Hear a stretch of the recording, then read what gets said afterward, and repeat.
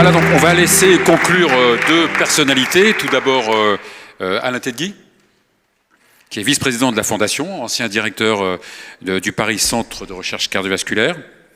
Donc là, j'ai quelques diapositives. Donc on a vu ce matin, en effet, les belles avancées merci, de la recherche cardiovasculaire en France. Et moi, je voudrais faire un point un petit peu sur le niveau de financement et les besoins pour soutenir la recherche. Donc voilà, bon, ça, inutile de passer beaucoup de temps. Dans le monde, les maladies cardiovasculaires, en particulier ischémiques, sont la première cause de mortalité, y compris quand on se projette à 2045. C'est aussi une charge pour la société. Ici, la source, c'est l'assurance maladie. Vous voyez, les maladies cardiovasculaires représentent 10% de l'ensemble des coûts de l'assurance maladie en France. En termes de production scientifique, que ce soit en France, quantitativement ou qualitativement, c'est une étude de l'INSERM, vous voyez que la production par rapport aux autres disciplines en France n'a absolument pas à rougir. Vous voyez, c'est le plus grand rectangle. Donc il n'y a pas de problème sur la production scientifique. En revanche, quand on voit ça dans l'évolution dans le temps, ici c'est la production scientifique par l'Institut de l'INSERM dans lequel est la recherche cardiovasculaire. Vous voyez qu'il y a à peine 20 ans, on était au 5e rang dans le monde.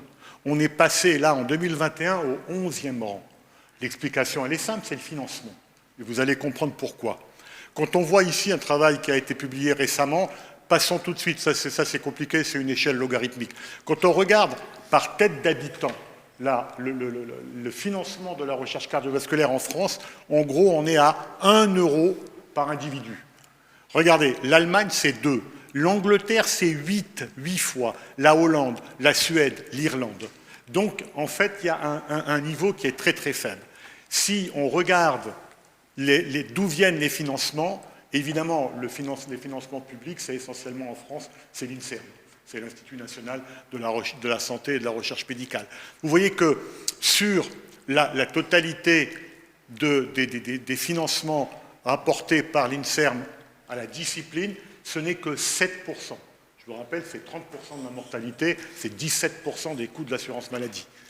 Et l'ANR, qui contribue également au financement public sur projet, quand on regarde dans le détail les sciences en biologie et santé, c'est 130 millions. Là, le domaine cardiovasculaire récupère 3% de ces financements. C'est extrêmement faible. Et la FRM, qui est la Fondation pour la recherche médicale, qui soutient abondamment la recherche médicale de façon non fléchée. Il n'y a pas d'appel particulier pour telle ou telle discipline. Néanmoins, quand on regarde sur une année, en 2022, vous voyez que la Fondation pour la FRM a distribué près de 50 millions d'euros. 7% revient aux maladies cardiovasculaires, quand en fait les maladies, le cancer récupère 12%, la neuro, qui est quelque part, c'est dans les 20, la neuro c'est 12%, les maladies infectieuses c'est 6%. Et le soutien caritatif à la recherche cardiovasculaire est également extrêmement déficient quand on se compare aux autres pays.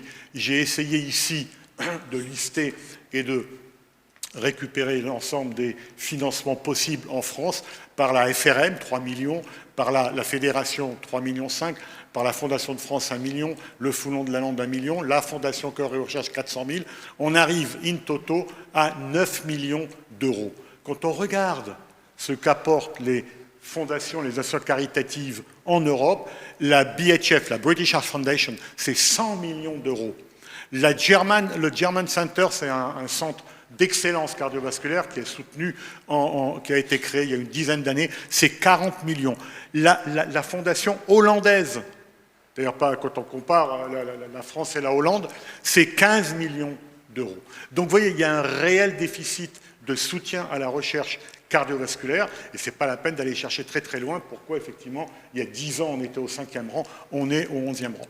Donc en fait, en conclusion donc, de ces chiffres, de ce rapport très bref, la production cardiovasculaire fondamentale est réellement décline, alors qu'elle était en fait à un niveau européen et international qui était le meilleur il y a ne serait-ce que 10 à 20 ans. Les financements pour la recherche sont, c'est ce que je viens de vous expliquer, très très faibles, et ils sont également faibles au niveau national quand on se compare à la neuro, à la cancéro ou aux maladies infectieuses. Et enfin, les raisons, si on peut en citer 2-3, il n'y a jamais eu de plan national pour aider la recherche cardiovasculaire, comme il y a pu y avoir en cancéro ou les maladies neurodégénératives.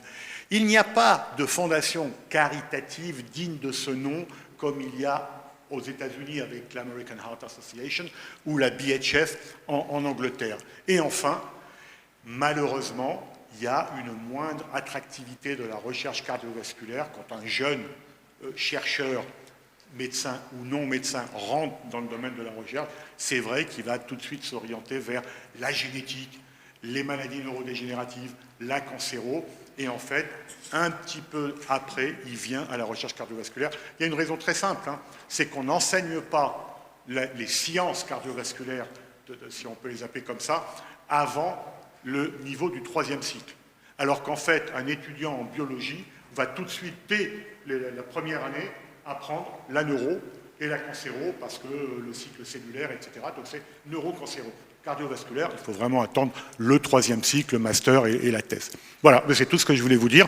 Donc un vrai besoin de financement pour la recherche cardiovasculaire et donc un soutien à la Fondation Cœur et Recherche. Merci.